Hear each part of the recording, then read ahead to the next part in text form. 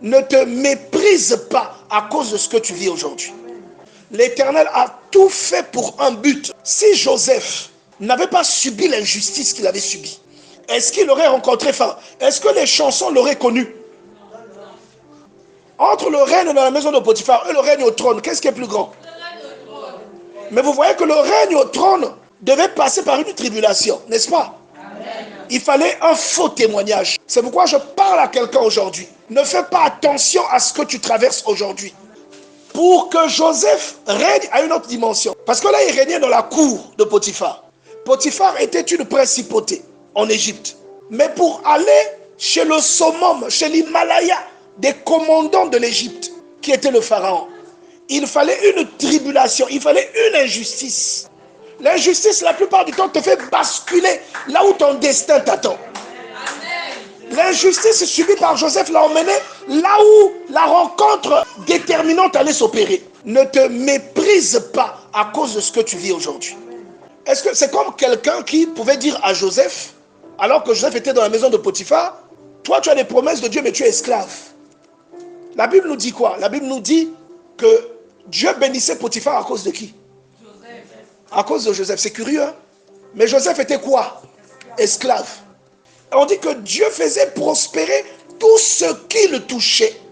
Et Dieu bénit Potiphar à cause de Joseph. Même Potiphar pouvait remarquer. Son maître vit que l'Éternel était avec lui et lui confia toute sa maison. Donc il savait que le petit là, mais c'est un esclave. L'Éternel a tout fait pour un but. Voilà pourquoi le mardi je disais, connaître qui l'on est vous facilite la compréhension de ce que vous vivez. Tu ne peux pas, je vous dis la vérité, la façon dont on interprète les événements que nous vivons dit ce que nous comprenons de Dieu et même ce que nous savons sur nous-mêmes. C'est pourquoi je parle à quelqu'un aujourd'hui. Ne prends pas garde à la situation que tu vis aujourd'hui. Rappelle-toi de Proverbe chapitre 16, verset 4. Ce que tu vis aujourd'hui a un but. Je veux que tu me donnes un amen. Amen. Si on prend la vie de Joseph, lorsque ses propres frères l'ont jeté dans un puits pour ensuite le vendre, Joseph ne savait pas que là où on l'avait envoyé, c'était là-bas que sa famille allait être sauvée. Parce qu'il y a eu la famine après. Et Joseph subit une injustice. Cette injustice le conduit en prison. Il était innocent.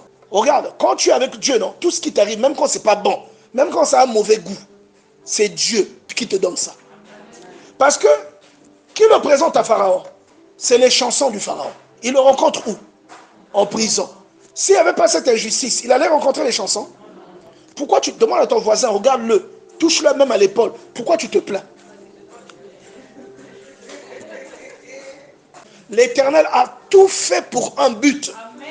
Je vous repose la question. Si Joseph n'avait pas subi l'injustice qu'il avait subie, est-ce que les chansons l'auraient connu? Il serait demeuré en train de régner dans la maison de Potiphar, n'est-ce pas? Il fallait un faux témoignage. Qui a subi des faux témoignages ici, même dans la famille? C'est sûr que vous avez même pleuré. Oh, on a dit que je suis une sorcière. Vous avez pleuré.